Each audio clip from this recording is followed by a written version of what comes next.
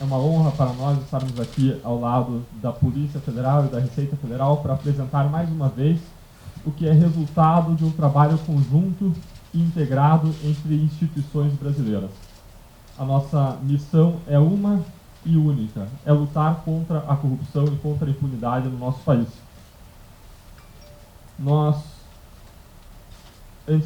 Eu vou pedir licença para ficar de pé, para não atrapalhar aqui a visualização dos slides. Vamos por canto aqui.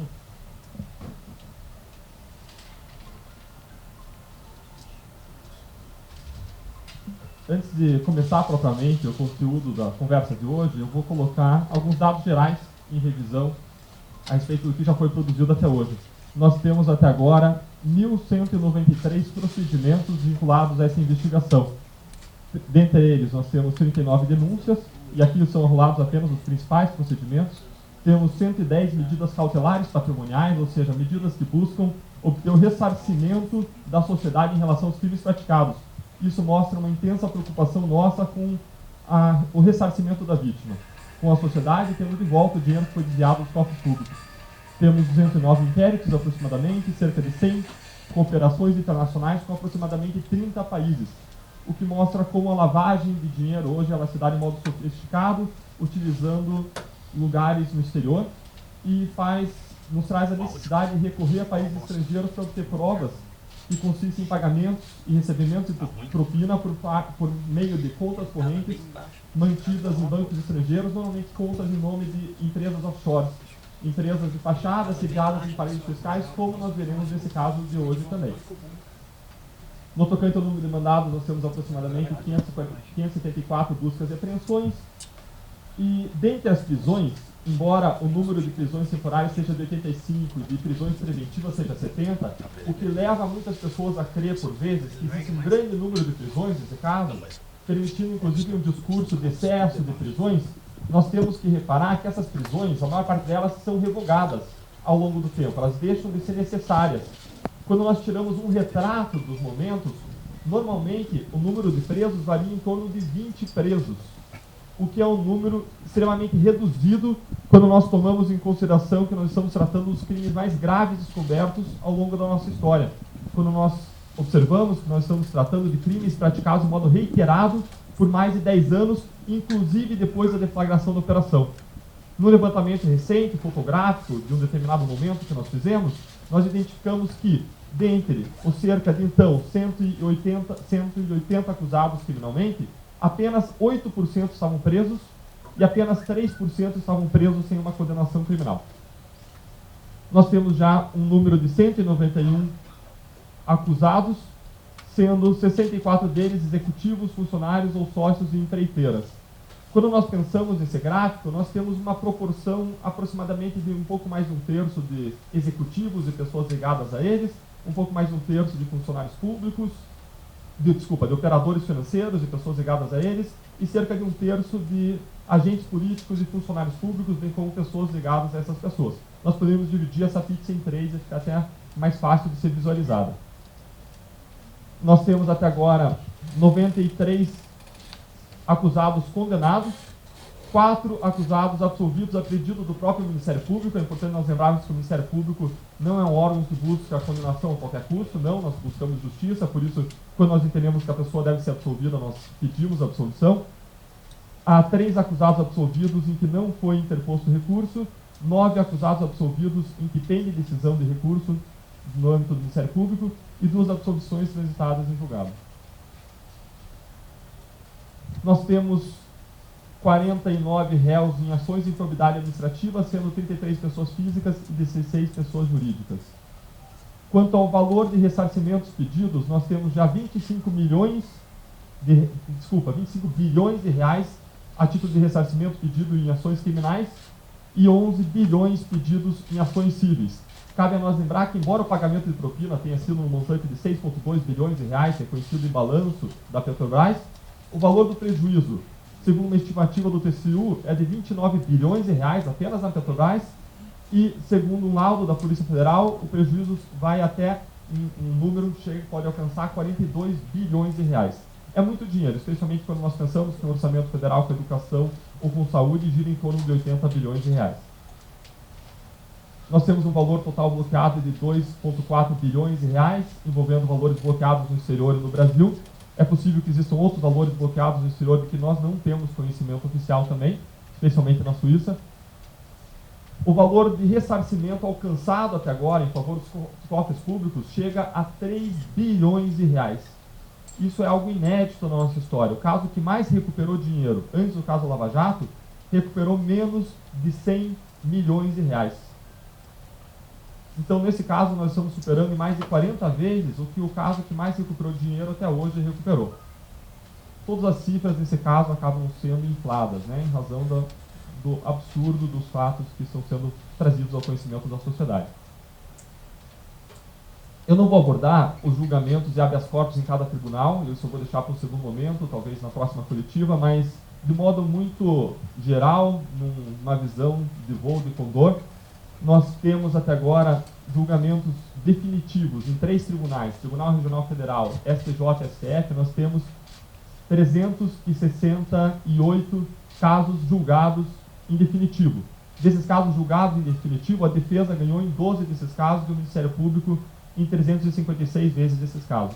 Nós temos que lembrar também que vários desses habeas corpus que são providos em favor da defesa, eles indicam, por exemplo, a necessidade de uma diligência, ou impedem uma notificação por telefone que estava sendo feito na vara, ou ainda determina a realização de uma diligência probatória, nada que indique uma irregularidade grave. Isso retrata aquilo que os senhores conhecem, que é o fato de que mais de 95% das decisões são confirmadas pelos tribunais, as decisões da Lava Jato.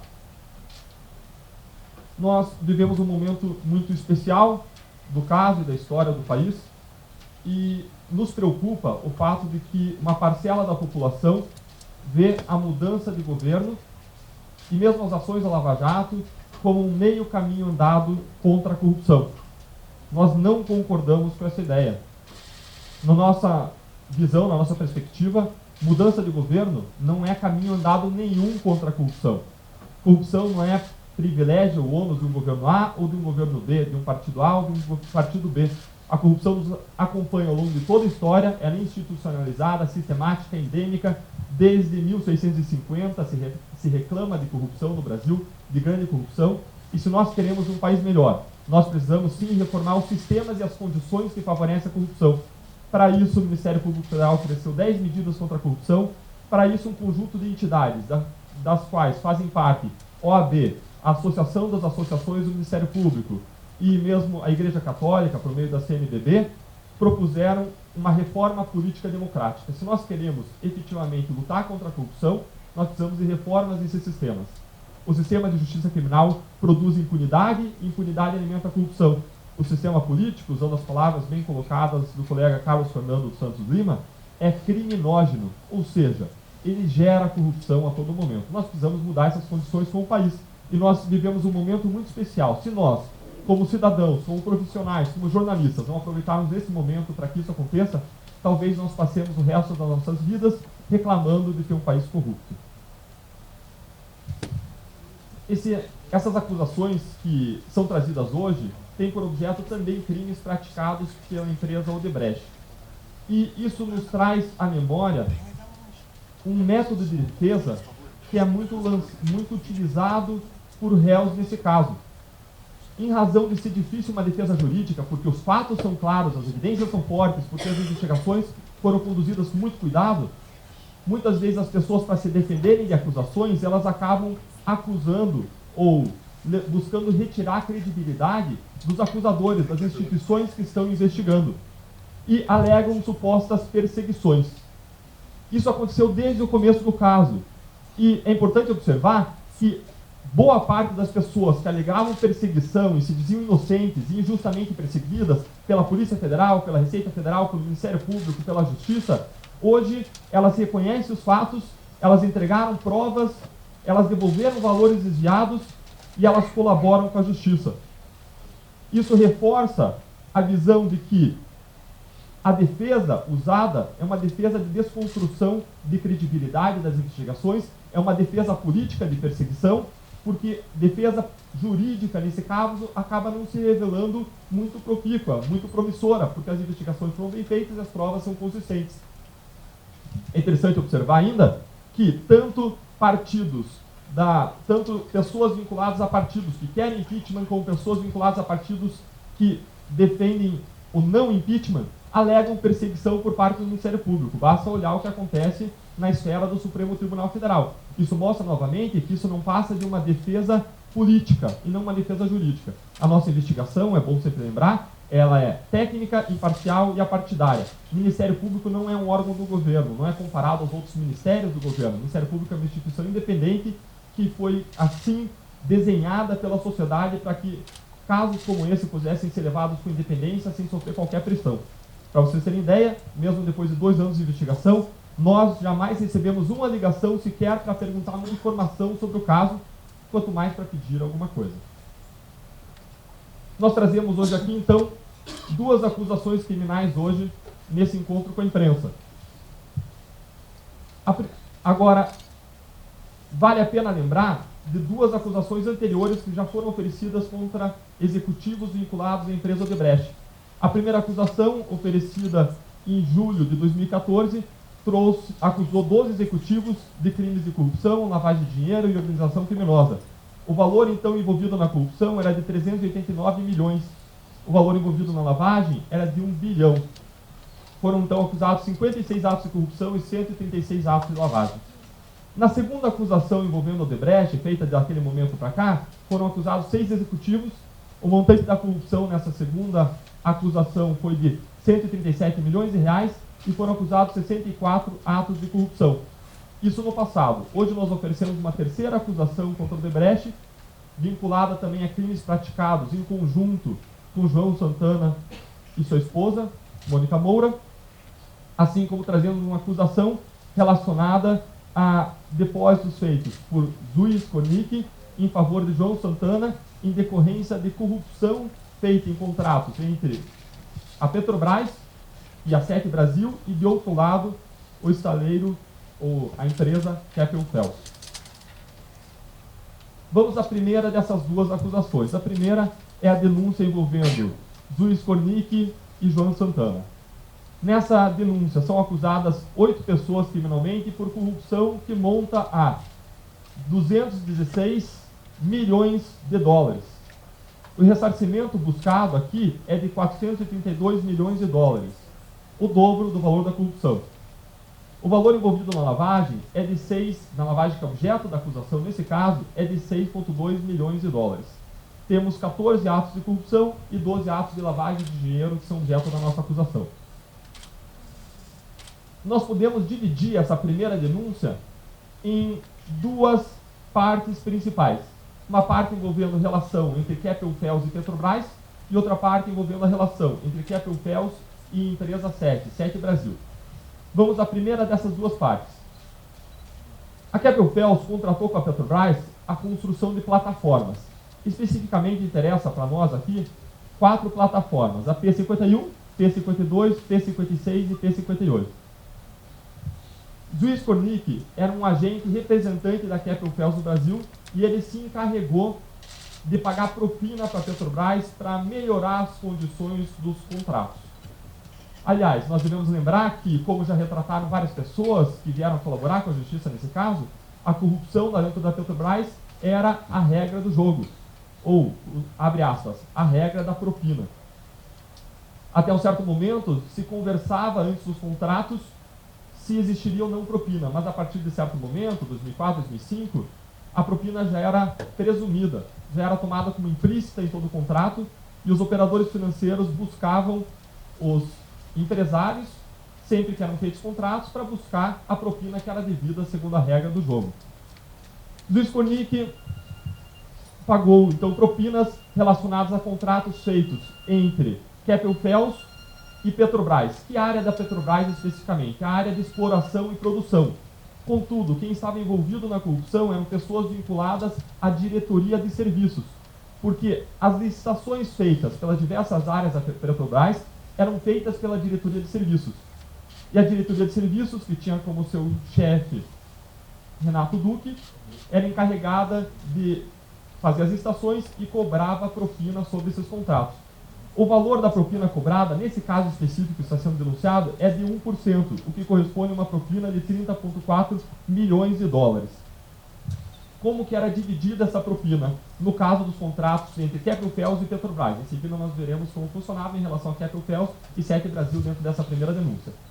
A propina, nesse caso, era dividida em 50% que ia para o Partido dos Trabalhadores aos cuidados de João Vacari Neto, ou seja, 15,2 milhões de dólares, e outros 50% iam para o que eles chamavam de casa.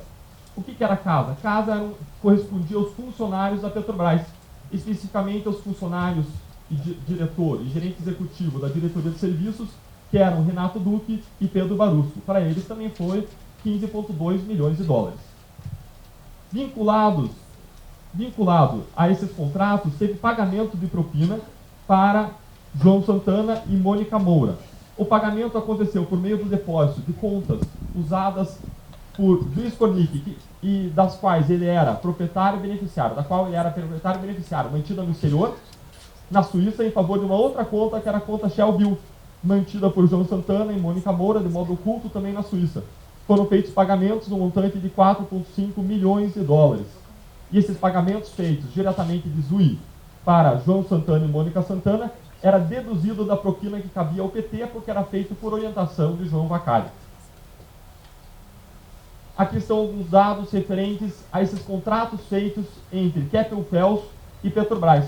Nós temos, vocês poderão ter acesso a esse material, talvez vocês não estejam conseguindo ler à distância, mas nós temos aí basicamente as 4 plataformas construídas, o nome do fornecedor, que ou era Kepler-Phelps ou era uma empresa do grupo Kepler-Phelps, a data da assinatura do contrato, o início do contrato, nós temos aí como datas 2003, 2004, 2007, 2009, a data de término do contrato, o valor atual o montante do contrato, e para você chegar ao valor da propina, bastaria você calcular sobre esses valores o valor de 1%. A segunda parte dessa primeira acusação criminal diz respeito a contratos realizados entre, de um lado, a SEC Brasil e, de outro lado, a Kepler-Phelps. Agora, quando nós vamos analisar mais profundamente esses contratos, nós vemos que, na verdade, esses contratos eram feitos entre a Petrobras e a Kepler-Phelps, mas foi criada uma estrutura intermediária, que era a SEC Brasil, para permitir, em determinado momento, que houvesse uma espécie de conluio, fraude, licitação e cartel, majorando os valores que os estaleiros que faziam parte da SEC Brasil ganhariam. É isso que nós temos descoberto ao longo das investigações.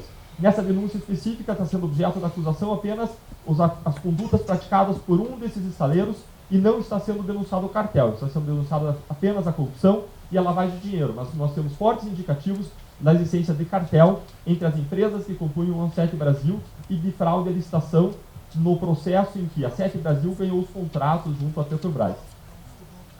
Em relação a esses contratos feitos, vinculados de algum modo à SEC Brasil, o que se identificou é que a propina era de um valor um pouquinho menor. O valor aqui era de 0,9% do valor dos contratos. Isso vai corresponder, em números absolutos, a 185 milhões de dólares, em relação aos contratos feitos especificamente com o Brasfel, que era o estaleiro da Kepler-Phelps. A propina aqui era também dividida de um modo um pouco diferente. 2/3 da propina se destinava ao Partido dos Trabalhadores, aos cuidados de João Vacari Neto, que é também acusado, 0,6%, enquanto 0,3%, ou 1/3, era destinada a Casa 1 e Casa 2. Vejam que agora não existia mais apenas Casa 1, mas também uma Casa 2. Por quê?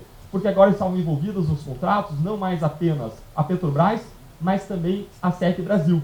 A Casa 1 correspondia à Petrobras, estavam envolvidos ali o Duque, Renato Duque, diretor de serviços, e existem indicativos de envolvimento em relação ao gerente executivo, mas ele não foi objeto de acusação nessa denúncia especificamente, que nós ainda vamos esperar as provas amadurecerem um pouco mais em relação a ele. E a Casa 2, que recebia outro pedaço da propina correspondente a esse 0,3% do valor dos contratos, correspondia a pessoas vinculadas à SEC Brasil. O presidente da SEC Brasil, João Ferraz, o diretor de operações, Pedro Barusco, e o diretor de participações, Eduardo Musa. Como nas relações anteriores, como na metade anterior dessa denúncia, nós observamos que existiam depósitos em favor do João Santana e Mônica Moura, aqui também, parte do dinheiro se destinou a ser depositado em favor de João Santana e Mônica Moura e foi deduzido do valor que era devido ao Partido dos Trabalhadores, porque esse depósito foi feito sob orientação de João Vacari e com o conhecimento de Mônica Moura e João Santana de que esses valores tinham origem espúria. Aqui está um organograma da Sete Brasil, para se ter ideia de onde estavam as pessoas que se vincularam a esses crimes, e essas pessoas estavam nos locais indicados pelas setas, na presidência, que era João Ferraz, na diretoria de participações, Eduardo Musa, e na diretoria de operações, Pedro Barus. Nessa tabela, nós temos um comparativo entre valores ofertados pelos diversos estaleiros que participaram das licitações para a construção de sondas, antes de eles se associarem sob o guarda-chuva da Sete Brasil e depois de se associarem sob o guarda-chuva da Sete Brasil.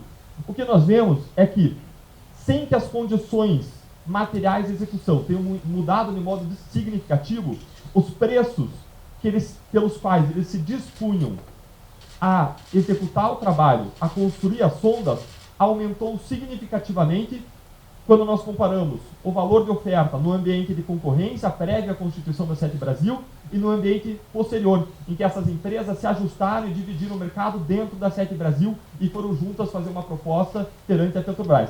O que nós vemos é que a diferença do valor cobrado da Petrobras teria uma diferença de até 11% entre o valor anterior, dentro do ambiente de mercado, e o valor posterior, quando essas empresas se organizaram sob o guarda-chuva da Sete Brasil. Foi encontrado um e-mail também, que é interessante, eu coloco aqui a título ilustrativo, em que Rogério Araújo, um funcionário da Odebrecht, está conversando com Marcelo Odebrecht, prestando contas, e com um outro executivo da Petrobras, e ele coloca, de modo geral, que foi feita uma reunião, aqui não havia ainda sido, entre aspas, vencida a licitação pela Sete Brasil, nós acreditamos que essa licitação é uma licitação de cartas marcadas, feita para a Sete Brasil ganhar, e antes, portanto, da Sete Brasil ter um contrato formal para fornecimento dessas sondas, ele já adiantava nesse meio que ficaria liberado o processo para contratação pela SEC do restante das 21 sondas. Ele fala isso a partir de uma reunião que ele teve com Renato Duque, diretor de serviços. Ou seja, antes de se saber formalmente quem ganharia, antes de finalizar o processo, já estava ao indicativo de que já estava tudo certo para que a empresa que ganhasse esse contrato seria a Sete Brasil, colocando sob o guarda-chuva delas esses estaleiros todos. Em uma outra linha de e-mail, você vê que permanece a estratégia da Petrobras orientar a Sete para negociar as 21 sondas com os estaleiros participantes, que eram Rio Grande, Jurong, Keppel FELS e Enseada do Paraguaçu. Aqui nós temos uma segunda parte. Essa primeira acusação, ela teve então uma parte de relacionamento entre Keppel FELS e Petrobras. É importante ressaltar que nós não acusamos ninguém pertencente a Keppel FELS, senão representantes. Luiz Cornick, por nós ainda não temos provas em relação ao envolvimento, ou provas suficientes em relação ao envolvimento de pessoas de dentro da Keppel FELS. Mas nós temos então essa primeira parte da acusação, que é o relacionamento entre Keppel FELS e Petrobras com corrupção, uma segunda parte, que é o relacionamento entre Keppel FELS e Sete Brasil com corrupção, e agora nós temos um destaque a partir dessas duas partes, que é o depósito de parte do dinheiro da corrupção desses dois relacionamentos em favor de João Santana e Mônica Santana na conta Shell Bill.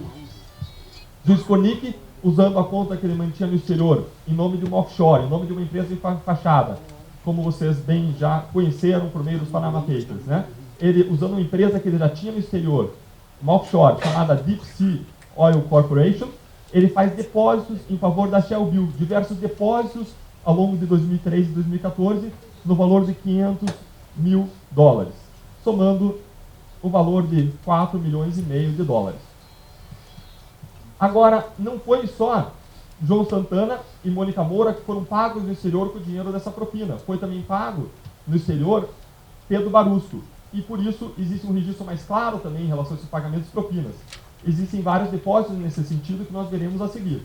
Agora, para ilustrar esse relacionamento e o modo como essa lavagem de dinheiro operou, eu destaco aqui um bilhete feito pela Mônica Santana para Luiz Cornick e seu filho, em que ela coloca que ela estava mandando uma cópia de contrato de modelo, porque eles receberiam o dinheiro na conta deles, na conta de uma offshore, da Shell Bill, em nome de Mônica Moura e de João Santana, ou controlado pelos dois, na prática, e para que essa transferência pudesse ser formalmente justificada, porque eles não poderiam dizer que estavam sendo pagos propina, não é verdade? Então eles precisavam justificar formalmente esse pagamento. Para justificar formalmente, eles usaram um contrato de fachada, fizeram um contrato para justificar essa transferência de valores, um contrato fraudulento, cujo objeto não existia, existia só no papel, não existia na prática, e quando ela estava tratando com o juiz Cornic a realização desse contrato, ela encaminhou um bilhete em anexo um contrato feito anteriormente, um contrato feito com a Odebrecht, com uma empresa específica offshore da Odebrecht, que era a Clinton. Nós veremos essa operação na próxima acusação criminal que nós vamos tratar hoje. Agora, ela encaminhava esse documento dizendo, vou fazer um contrato, segue modelo, só que eu estou suprimindo o nome do contratante nesse outro contrato, que estava do outro lado da minha transação, por razões óbvias. Eu não estou mantendo cópia desse contrato comigo por uma questão de segurança, o que indica o objetivo dela de ocultar o que estava acontecendo, de se proteger contra futuras investigações, o que indica claramente que eles tinham plena consciência de que o que eles estavam fazendo era criminoso. Junto também existia um bilhete que foi encontrado pela Polícia Federal, que indicava as possibilidades de pagamento, de transferência, e em que Mônica Moura indicava contas correspondentes do banco em que ela tinha conta para que fosse feito o depósito.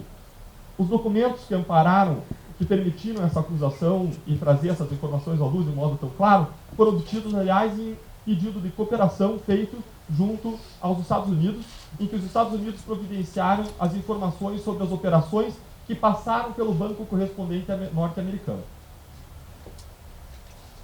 Aqui, ilustrativamente, é colocado um comprovante de transferência financeira, em que nós vemos lá em cima o nome do pagante, do originante do dinheiro, Deep Sea Oil, empresa vinculada a Juiz Cornig, comprovadamente vinculada, documentalmente comprovado, pagando um valor para a Shell Bill, comprovadamente em nome de Mônica Santana e João Santana.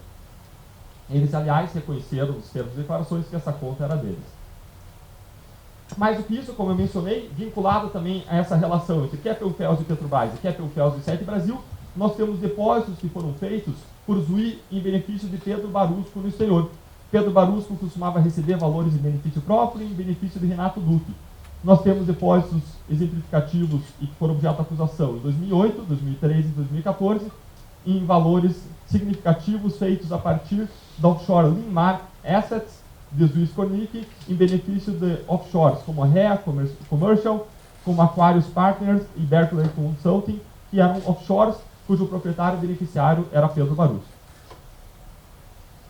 Aqui está um exemplo de uma dessas transações, em que a REA, pertencente a Pedro Barusco, está recebendo dinheiro da Linmar Assets, que é indicada lá embaixo naquela seta inferior da imagem. Vamos agora para a segunda acusação criminal que está sendo objeto da nossa conversa hoje. Essa segunda acusação criminal, ela teve por objeto acusações que envolvem o desenvolvimento no âmbito da empresa Odebrecht de um grupo específico, um setor estruturado de operações financeiras paralelas, um setor especificamente criado dentro da empresa Odebrecht durante a gestão de Marcelo Odebrecht para fazer pagamentos que eles chamavam de pagamentos paralelos, pagamentos ilegais, pagamentos de propinas. E o que nós identificamos foi que foi estruturado esse setor de pagamentos, ele funcionava para pagar propina, para fazer pagamentos ilegais, e nós acusamos, além dessa estruturação, além do funcionamento dessa organização criminosa, nós acusamos também criminalmente nessa denúncia a transferência ou pagamento de propina de novo para João Santana e Mônica Santana, tanto usando contas no exterior como pagamentos em espécie feitos dentro do Brasil. Vamos agora detalhar isso. Mas, de modo geral, numa visão de condor sobre essa acusação, ela teve por objeto 12 pessoas, são acusadas criminalmente. O valor envolvido na lavagem é de 6,4 milhões de dólares e 23,5 milhões de reais. O perdimento pedido, confisco pedido, é de 34 milhões de reais e o número de atos de lavagem monta a 53. Aqui nós temos uma imagem do setor de operações estruturadas do Odebrecht. Mas para tentar tornar um pouco mais simples do que isso, eu vou fazer uma imagem um pouco diferente. Dentro do Odebrecht, nós tínhamos como gestor máximo Marcelo Odebrecht, lá em cima da pirâmide. Abaixo de Marcelo Odebrecht, descendo em relação a esse setor de operações estruturadas, nós temos Hilberto Silva. Ele era o coordenador, o supervisor desse setor de operações estruturadas, assim chamado dentro do Odebrecht, setor de operações estruturadas. Abaixo de Hilberto Silva, nós tínhamos outros dois executivos. Um deles era Fernando Migliaccio e outro era Luiz Eduardo Soares. Abaixo desses dois executivos existiam duas secretárias. Mais relacionado a Fernando Migliaccio, nós tínhamos Lúcia Tavares, e mais relacionada a Luiz Eduardo Silva, nós tínhamos Ângela Palmeira. Agora, além disso, além desse setor estruturado de modo piramidal dentro da própria Odebrecht, a Odebrecht se servia também de pessoas em paralelo que funcionavam como operadores financeiros, como prestadores de serviço, como pessoas que faziam pagamentos em espécie de propinas dentro do Brasil, que cuidavam da movimentação do exterior de contas em favor dela e da internalização de recursos usando métodos de lavagem que são muito conhecidos como operações do dólar-cabo. Dentro dessa estrutura paralela ao setor de operações paralelas, então uma paralela ao quadrado, nós temos duas pessoas que se destacam, que são o Marcelo e o Olívio Rodrigues, que são objeto dessa acusação criminal. Existem outras, mas não estão sendo objeto dessa denúncia. Vão ficar objeto de uma denúncia eventual futura após o aprofundamento das investigações. Ainda, dentro desse setor de operações estruturadas, o que se identificou é que se adotaram muitas cautelas profissionais para que os pagamentos ilícitos fossem feitos sem que fossem descobertos. Foi desenvolvido ou foi utilizado um sistema eletrônico específico para gerenciar o pagamento dessas propinas, o MyWebDate. Esse sistema permitia a inserção dos dados em relação às propinas que deveriam ser pagas, e foi desenvolvido, agora sim, um sistema específico chamado Drowsys, e esse sistema era um sistema de comunicação. Cada pessoa que utilizava esse sistema tinha uma máquina específica em cima da sua mesa, um computador específico para utilizar esse sistema, a fim de diminuir a chance de vazamento, de invasão ou de investigação sobre de uma interceptação daquelas conexões, daquelas informações que eram transitadas. Mas mais ainda, com uma medida de cautela extra sobre esse sistema fechado de comunicação, eles ainda utilizavam codinomes em substituição dos seus nomes reais, para tratarem uns com os outros, sem que ficassem registrados lá fisicamente os seus nomes de modo concreto. Então nós temos que o codinome de Hilberto Silva era Charlie, o codinome de Luiz Eduardo Soares era Toshio, de Fernando Migliaccio era Waterloo, de Maria Lúcia Tavares, Túlia, de Ângela Palmeira, Tumaine, de Olívio Rodrigues, Digo, e de Marcelo Rodrigues, Giginho. Se trata aqui de uma sofisticação dos métodos de lavagem de dinheiro. Mostra que a corrupção foi adotada como um modelo de negócio profissional para determinados contratos em que era vantajoso pagar propinas. Aqui nós temos algo que nós podemos chamar como o espelho de um sistema de compliance, mas o espelho no sentido que inverte os valores. Enquanto as empresas estabelecem dentro delas sistemas de compliance para garantir a integridade e que não haja pagamentos ilícitos, o que eles criaram foi um sistema, pelo contrário, para efetuar pagamentos ilícitos, para gerenciar isso de modo profissional, de modo a dificultar eventuais investigações das autoridades.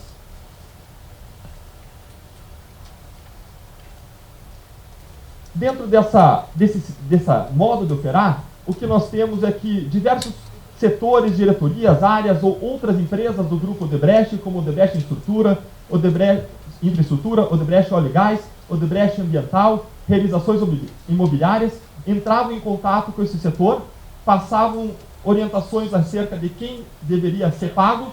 Existia um funcionário específico dentro desse setor, que eu não mencionei, que é o Ubiraci Santos. O Ubiraci Santos inseria naquele primeiro sistema MyWebMail ou MyWebDate? MyWebDay. Inseria no MyWebDay as informações acerca dessa propina, acerca do valor que deveria ser pago, era inserida em seguida uma senha para a entrega dos valores, para ser indicada quando da entrega dos valores, e Fernando Migliatti, um desses executivos, ainda indicaria o endereço em que a entrega seria feita. Eles até buscavam não repetir os endereços da entrega para evitar qualquer rastreamento ou dificultar eventuais investigações. Uma coisa que é importante destacar é que a partir da prisão de Marcelo Odebrecht, houve uma orientação formal dentro da empresa que partiu de Marcelo Odebrecht para que esse setor ele fosse se desestruturando ao longo do tempo, embora nós tenhamos ainda resquícios do seu funcionamento até perto do final do ano de 2015, e o que nós vemos é que existiu também uma orientação dele para que os executivos envolvidos aqui fossem para fora do país, fossem para o exterior.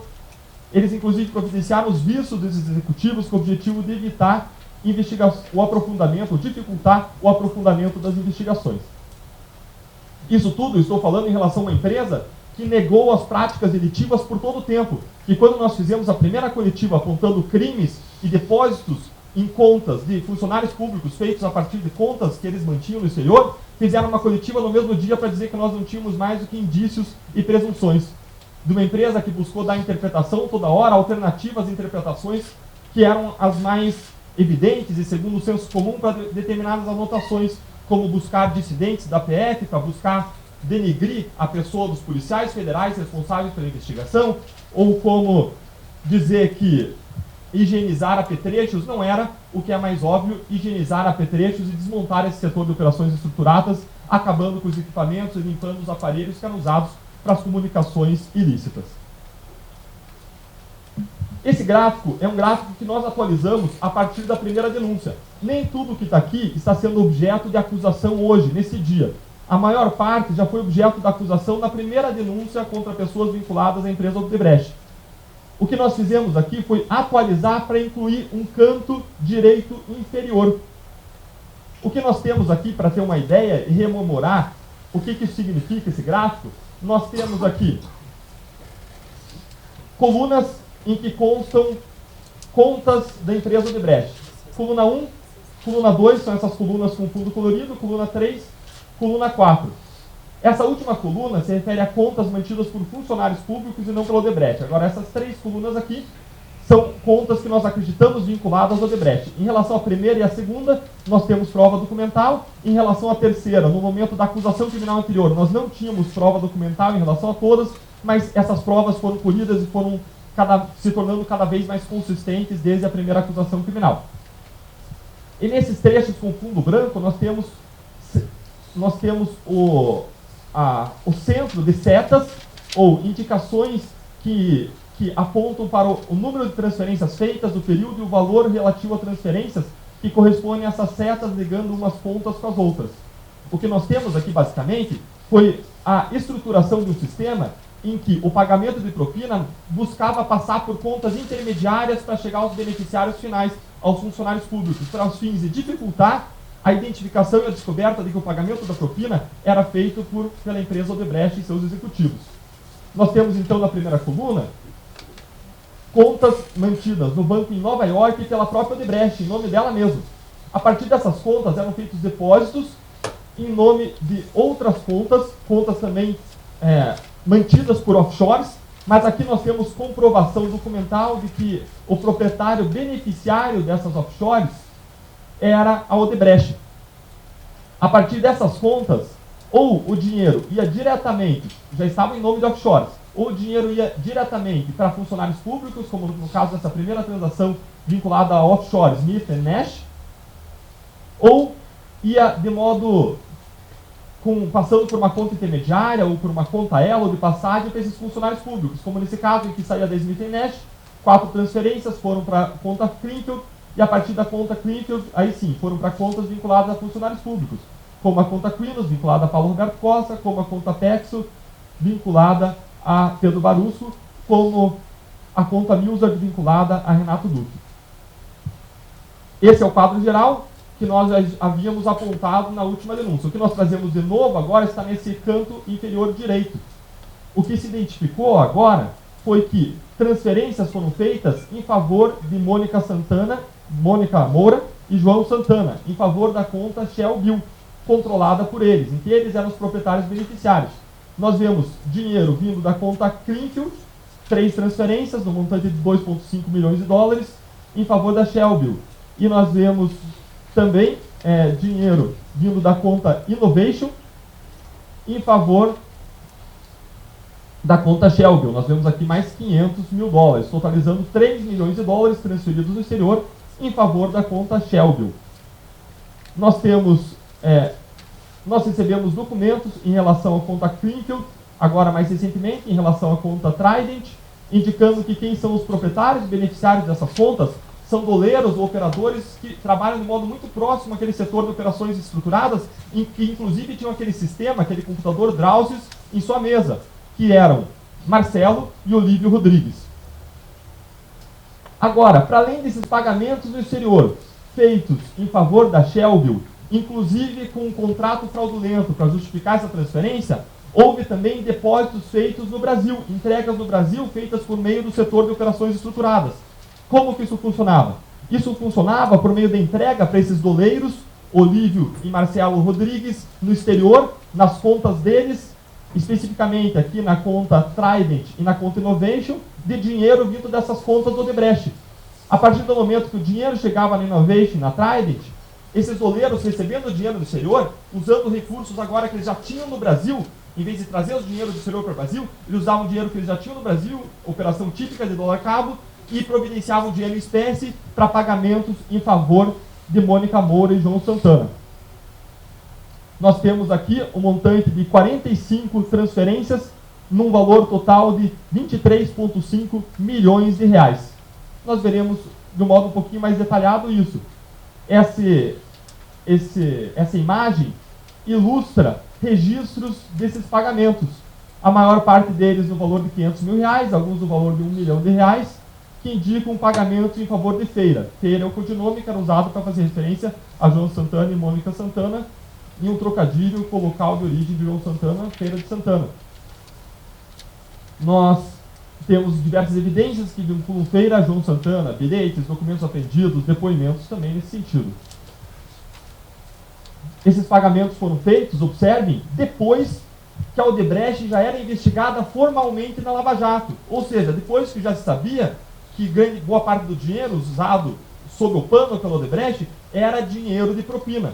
Então, depois da descoberta do envolvimento do Odebrecht, depois daquele primeiro depoimento público de Paulo Roberto Costa, no ano de 2014, o que se identificou foi que houve uma série de pagamentos, 45 em favor de João Santana e Mônica Moura, de 24 de outubro de 2014 até 22 de maio de 2015, o que mostra um assinque em relação à justiça, uma afronta à justiça, apesar das buscas e apreensões, das prisões em relação a outras empresas, enquanto não houve prisões e buscas e apreensões em relação especificamente ao Odebrecht, que aconteceu na 14ª fase da Lava Jato, eles não pararam de cometer crimes. Mas existem até indicativos de que alguns crimes foram praticados depois disso, o que está sendo objeto de investigação, e o que reforça a necessidade da manutenção da prisão de Marcelo Odebrecht, gestor-mor desse esquema ilícito.